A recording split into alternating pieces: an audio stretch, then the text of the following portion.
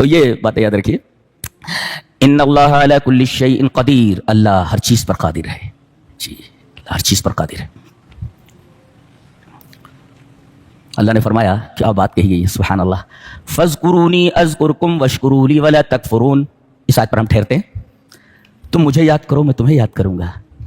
ہماری کیا حیثیت ہے, ہماری کیا اوقات ہے. ابھی دیکھیں کیسا علم رکھنے والا ہے, کتنا پاورفل ہے وہ کہہ رہا ہے تم مجھے یاد کرو تو میں تمہیں یاد کروں گا, تم میرا ذکر کرو میں تمہارا ذکر کروں گا. اس سے بڑا شرف اور کیا ہو سکتا ہے کہ رب تعالیٰ کسی کو یاد کریں.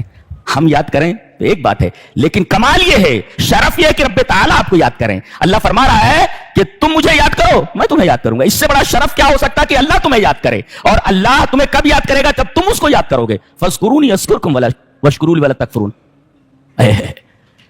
انسان کی حیثیت, اس کی اوقات دیکھو. اس کے بعد رب تعالیٰ فرما رہے ہیں کہ تم مجھے یاد کرو میں تمہیں یاد کروں گا. اللہ کسی کو یاد کرے, کتنی بڑی بات ہے. اس سے بڑی بات, اس سے بڑا شرف کیا ہو سکتا ہے.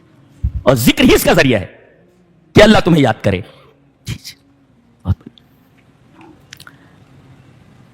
ابن جبیر نے کہا ہے کہ اس قول کا مطلب یہ ہے کہ اللہ یہ فرما رہا ہے اذکرونی فی النعمت والرخاء اذکرکم فی الشدۃ والبلاء.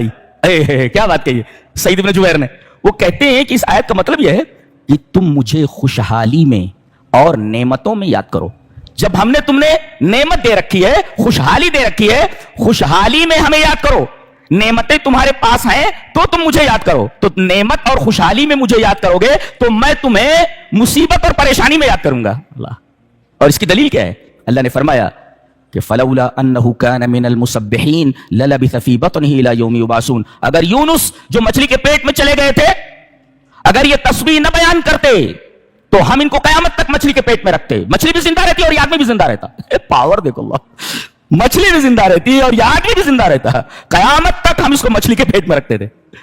تو یہ اللہ کی تسبیح بیان کرتے تھے خوشحالی میں, تو اللہ تبارک و تعالیٰ نے پریشانی میں ان کو یاد رکھا اور انہیں مچھلی کے پیٹ سے نکالا. فلولا انه كان من المسبحين للبث في بطنه الى يوم يبعثون. اچھا, اور ایک خاص بات اور ہے کہ ذکر کے بعد شکر ہے.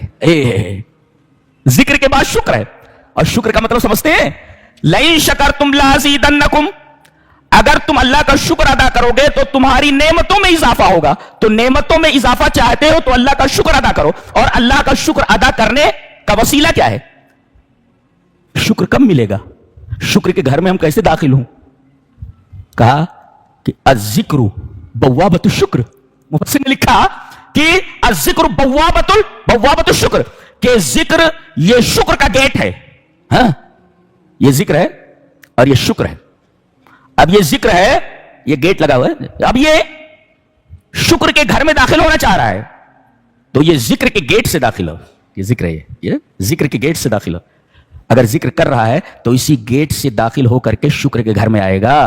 فالذکر بوابۃ الشکر. اگر شکر کے گھر میں داخل ہونا ہے تو ذکر کے گیٹ سے داخل ہو. الذکر بوابۃ الشکر, یہ ایک مفسر کی تفسیر.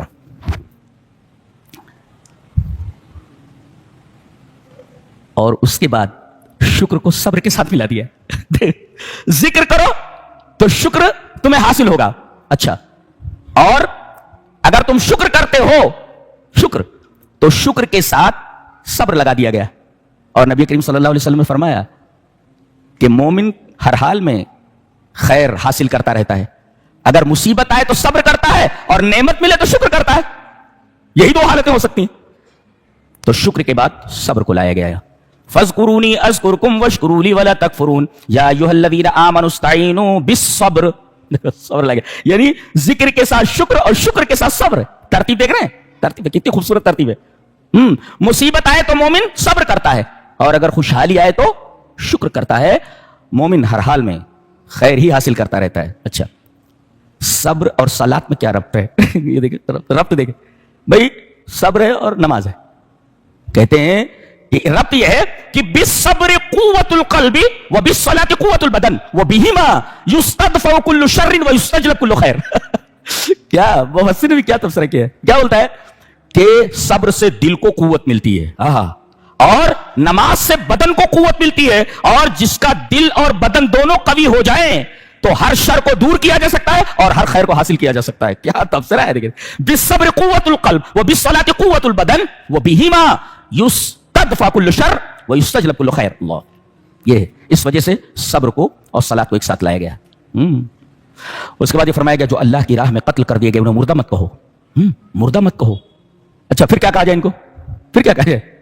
تم مر گئے نا تو مردہ نہ کہا جائے, کیا کہا جائے؟ بولے انہیں شہید کہا جائے.